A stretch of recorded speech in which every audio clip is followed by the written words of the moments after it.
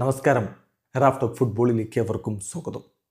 Football ലോകത്ത് നിന്നുള്ള ഏറ്റവും മികച്ച വിങ്ങർമാർ, ഫുട്ബോൾ ലോകത്ത് നിന്നുള്ള ഏറ്റവും മികച്ച ഡിയോ, ഫുട്ബോൾ ലോകത്ത് നിന്നുള്ള ഏറ്റവും മികച്ച താരങ്ങൾ ഈ രൂപത്തിലാണിപ്പോൾ ലമീൻ യമാലിനെയും റാഫീനയെയും ഫുട്ബോൾ നിരീക്ഷകർ വിലയിരുത്തുന്നത്. അമ്മാതിരി കളിയാണ് അവരിപ്പോൾ നടത്തിക്കൊണ്ടിരിക്കുന്നത് എന്ന് സാരം.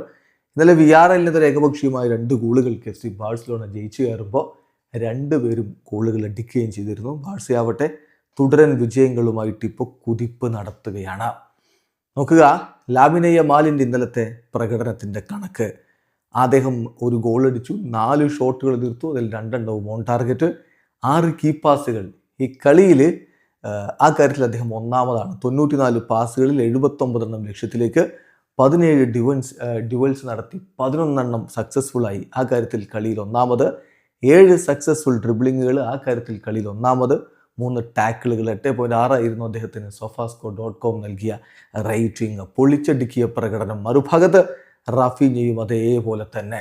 റാഫീനയുടെ വക ഒരു ഗോള്, ഒരു ബിഗ് ചാൻസ് ക്രിയേറ്റ് ചെയ്തു, 2 കീ പാസുകൾ കൊടുത്തു, 52 പാസുകളിൽ 47 ലക്ഷ്യത്തിൽ എന്ന് പറഞ്ഞാൽ 90% പാസിംഗ് ആക്യുറസി.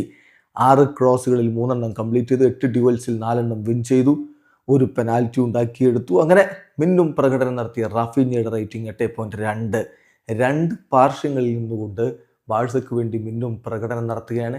യെസ്, ഇന്ന് ലോകത്തുള്ള ബെസ്റ്റ് ഡിവോ റാഫീന ലാമിൻ യമാൽ സഖ്യം തന്നെയാണ്. വീഡിയോ അവസാനിക്കുന്നു. ഫുട്ബോൾ ലോകത്ത് കൂടുതൽ വിശേഷങ്ങളുമായി റാഫ് ടോക്സ് എത്താം.